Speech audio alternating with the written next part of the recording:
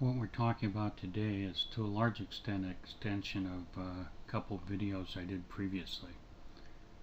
Mainly it's an extension of video 187 where I talked about using the DOS box or the command prompt MySQL console.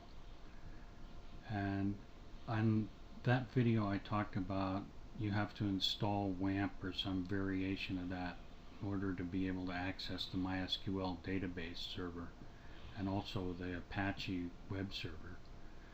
And then you need to start WAMP running, usually by clicking on the WAMP icon, which is this for me. And in video 230 I said, well, actually you don't have to do that. You can actually go into services and start the WAMP Apache and WAMP MySQL services running. Set it as automatic in their properties and they'll just start running as soon as you boot the computer, and then you can run all these programs and the MySQL console and everything else. But in 187 you talked about a technique where you can copy the path of the MySQL into the clipboard, and you'd actually still need to do this even though you're starting it, and then paste it into the system path and the Windows path environmental variable, and that way you can invoke MySQL by just saying MySQL -u username -p password on the command line, and this will put you in a specific user and password. At that point you can use commands like show database, and it'll show all the databases associated with that username and password. And then you can say use database and it'll start using that database, and you can say show tables after that and it'll show all the tables in that database, and you can say describe a specific table name. You can do a select from that table or any other table, or you can do inserts and create tables, and pretty much all the commands you can do with MySQL connector/net you can do in the MySQL command line console.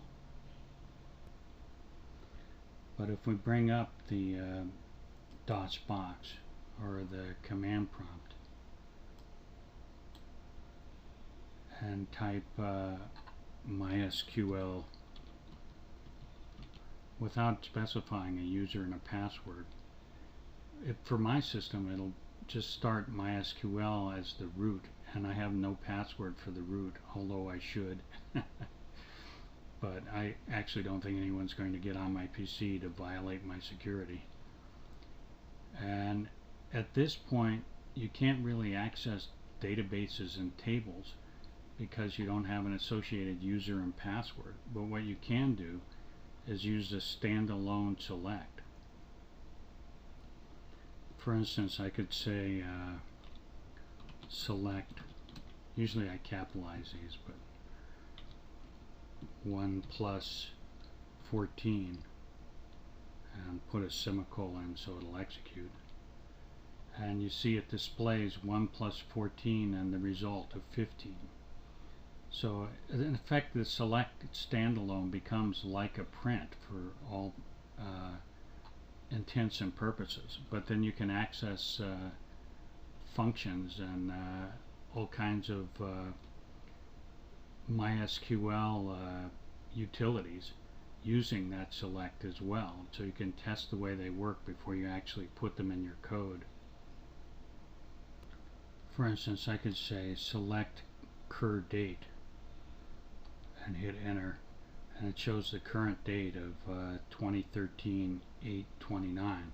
And another useful thing about this is it shows you the format that MySQL expects to see the date in, which it may be a format that you weren't expecting, which is the year, month, and day separated by dashes, and the year first, the month second, and the day third.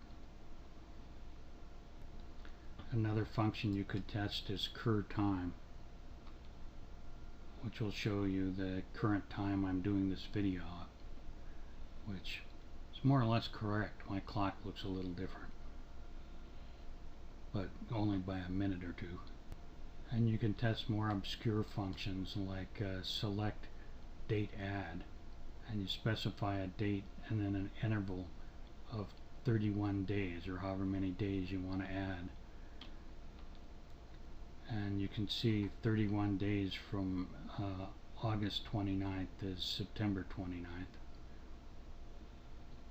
And a couple of functions I found really interesting that there's a difference between is the now function, which if you put that in a compound statement, say now sleep 2, and in the case of MySQL, sleep specifies seconds, not milliseconds, as it does in C#, and then say now again,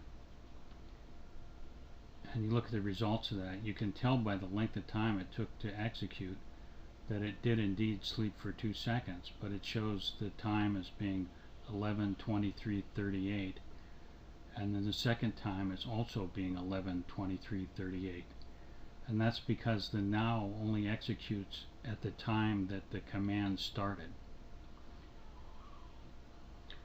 In contrast to this, you have the sysdate, which actually executes at the time that it's called. So if we have select sysdate, comma, sleep 2 seconds, comma, sysdate in a compound statement, and we run that, we get the results of 11:24:39 and 11:24:42. So we get the 2 seconds difference that the sleep 2 produced. Well, needless to say, you can endlessly test things to find out exact formats and exactly how functions work and things like that using the standalone select. So it's extremely useful if you're writing a program that calls MySQL, for instance, from MySQL connector/net. And in the next video we'll look at, can you actually do this same sort of thing with a standalone select using MySQL connector/net, but I'll leave you in suspense until that video. Until then, I hope you enjoyed this video and learned a lot, and I'd appreciate it if you'd subscribe.